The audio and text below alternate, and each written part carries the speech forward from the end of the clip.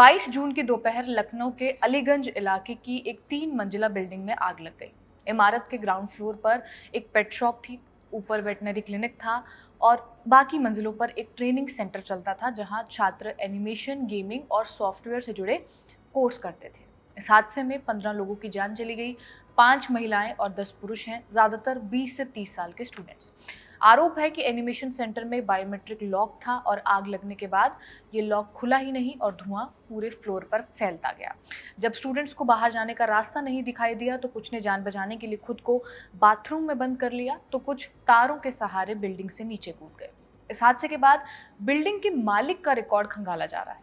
India today की report के मुताबिक अलीगंज की इस 3 मंजिला बिल्डिंग के को ओनर सुरेंद्र शुक्ला पहले भी विवादों में रह चुके हैं। साल 2015 में हुए CPMT यानी कि Uttar Pradesh combined pre medical test leak में भी उनका नाम सामने आया था। उस समय ये आरोप लगे थे कि सुरेंद्र ने मेडिकल एंट्रेंस एग्जाम का पेपर लीक कराने की साजिश रची थी। ऐसा इसलिए किया गया ताकि उनकी बेटी का एडमिशन हो सके। इस मामले में जब जांच हुई तो ये भी सामने आया कि एग्जाम सेंटर पर उनकी बेटी को कुछ खास फैसिलिटीज दिलाने की भी कोशिश की गई थी और इस मामले में FIR भी दर्ज हुई। ये केस काफी चर्चा में भी रहा। हालांकि बाद में जांच कर रही STF को उनके खिलाफ पक्के सबूत नहीं मिले, जिसके चलते सुरेंद्र शुक्ला को राहत मिली। इसके अलावा पहले भी सुरेंद्र शुक्ला और उनके भाई वीरेंद्र शुक्ला पर बड़े लेवल पर जमीन जायदाद के सौदों को लेकर आरोप लग चुके हैं। आरोप ये भी है कि जिस बिल्डिंग में आग लगी है वो अवैध रूप से बनाई गई थी।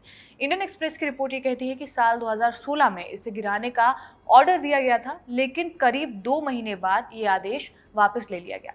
आदेश क्यों हटाया गया, इसकी वजह साफ नहीं बताएगी। ये जमीन पहले विजय कुमार नाम के शख्स को 1980 में LDA माने लैंड डेवलपमेंट अथॉरिटी की योजना के तहत मिली थी। 2005 में ये जमीन विजय और उनकी पत्नी उषा के नाम पर रजिस्टर हुई। फिर 2013 में उन्होंने ये प्रॉपर्टी वीरेंद्र प्रताप शुक्ला और सुरेंद्र प्रताप शुक्ला को बेच दी।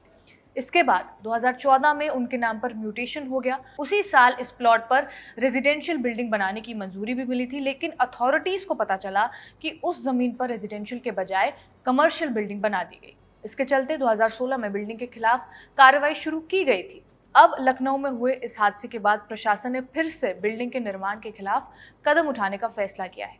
LDA ने इस 3 मंजिला इमारत को तोड़ने के लिए नया नोटिस भी जारी किया है। हादसे के बाद यूपी पुलिस ने 6 लोगों के खिलाफ केस दर्ज किया।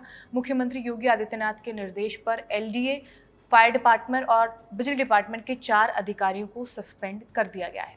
6 आरोपियों और बाकी जिम्मेदार लोगों के खिलाफ BNS और Uttar Pradesh fire service act की धाराओं में FIR दर्ज की गई है। मामले की जांच के लिए एक SIT भी बनाई गई है, जो 7 दिनों के अंदर अपनी रिपोर्ट सौंपेगी। शुरुआती जांच चल रही है और इस जांच में भी कुछ बातें सामने आई हैं। रिपोर्ट्स में ये सामने आया है कि इस बिल्डिंग के लिए 20 किलोवाट बिजली का लोड मंजूर था, लेकिन जून तक ये बढ़कर 27.28 किलोवाट हो गया था। रिकॉर्ड्स में ये भी सामने आया कि अप्रैल में ही ये लोड 24.30 किलोवाट तक पहुंच चुका था और उसके बाद लगातार बढ़ता गया। ज्यादा बिजली इस्तेमाल होने की वजह से वायरिंग, ट्रांसफार्मर और बाकी सिस्टम पर दबाव बढ़ा हो सकता है।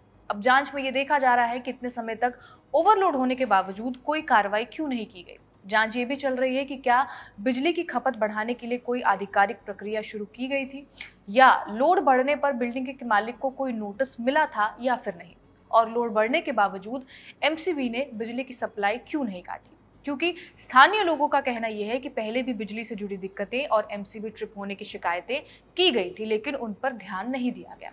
इसके अलावा बिल्डिंग के ज्यादा हिस्से किराए पर दिए गए, जिससे बिजली की खपत और भी ज्यादा बढ़ती गई।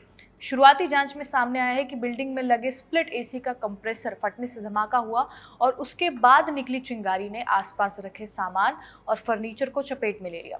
कुछ ही मिनट में आग ने पूरी बिल्डिंग को जला दिया।